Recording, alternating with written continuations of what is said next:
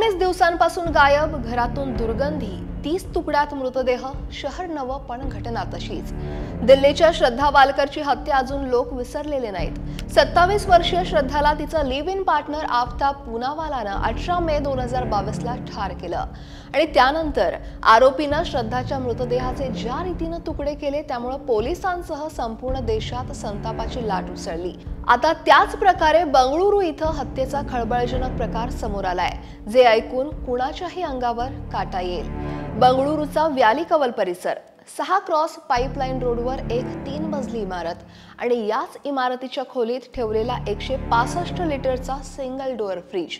याच फ्रीजमध्ये 19 दिवस 29 वर्षीय महालक्ष्मीच्या मृतदेहाचे जवळपास 25 ते 30 तुकडे होते। अनेक तुकडे फ्रीज बाहेर खोलीतही पडलेले। याआधी कधीही असं हादरवणारं चित्र या पोलिसांनी पाहिलं नव्हतं। खोलीत प्रवेश करताच पोलीस थांबले आणि बाहेर निघून गेले, कारण संपूर्ण खोलीत मानवी शरीराचे तुकडे विखुरलेले, पुरावे पसरलेले। बंगळुरू फॉरेन्सिक टीमलाही हे तुकडे गोळा करण्यासाठी सरकारी हॉस्पिटलमधील मेडिकल स्टाफला बोलवावं लागलं। महालक्ष्मी असं या महिलेचं नाव आहे। मृत महिला मल्लेश्वरम इथल्या फॅशन फॅक्टरी या कॉस्ट्यूम आउटलेटमध्ये टीम लीडर म्हणून काम करायची। गेल्या 5 महिन्यांपासून ती इथे या इमारतीत भाड्यानं राहत होती। तब्बल 19 दिवस बंद असलेला या घराचा दरवाजा मागच्या शनिवारी 21 सप्टेंबरला दुपारी 3:30 वाजता उघडला। या इमारतीच्या पहिल्या मजल्यावर महालक्ष्मी भाड्यानं राहत होती। नेपाळची रहिवासी असलेली महालक्ष्मी एकटीच राहायची। शेजारीही तिला ओळखायचे नाहीत। ती दररोज सकाळी 9:30 वाजता घरातून बाहेर पडायची आणि रात्री उशिरा घरी परतायची। महालक्ष्मीची आई आणि बहीण बंगळुरू इथे राहतात, तर 2 सप्टेंबर पासून अचानक महालक्ष्मीचा फोन बंद झाला।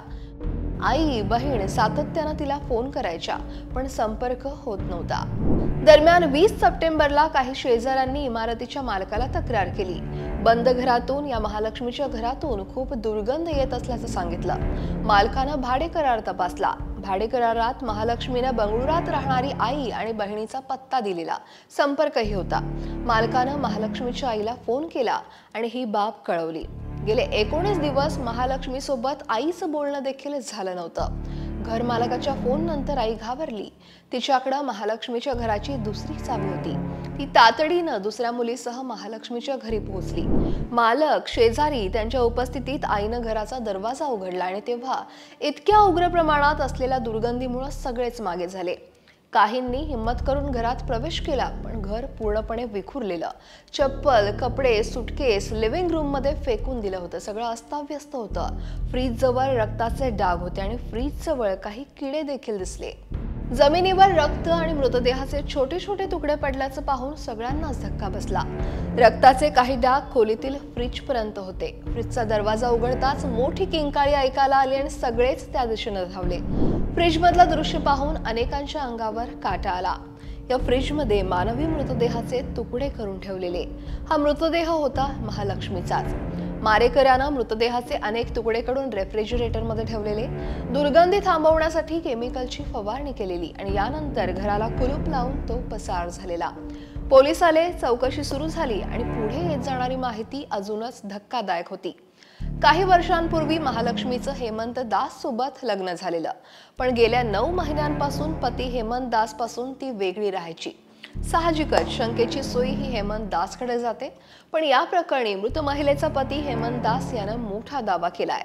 अशरफ नावाच्या तरुणासोबत त्याची पत्नी महालक्ष्मी ही रिलेशनशिप मध्ये होती आणि त्यानंच तिची हत्या करून तिच्या मृतदेहाचे तुकडे केले आणि फ्रीजमध्ये ठेवले, असं हेमंत दासनं म्हटलं। एका वाहिनीशी बोलताना हेमंत दासनं सांगितलं की 1 महिन्यापूर्वी तो आपल्या पत्नीला भेटायला आला होता, जेव्हा त्याच्या मुलीला त्याला भेटायचं होतं। त्यांना 4 वर्षाची मुलगी आहे। तर हेमंतनं सांगितलं की महालक्ष्मी काही महिन्यांपासून अशरफ सोबत रिलेशनशिप मध्ये होती आणि त्याच्यासोबतच ती या फ्लॅटमध्ये राहायची।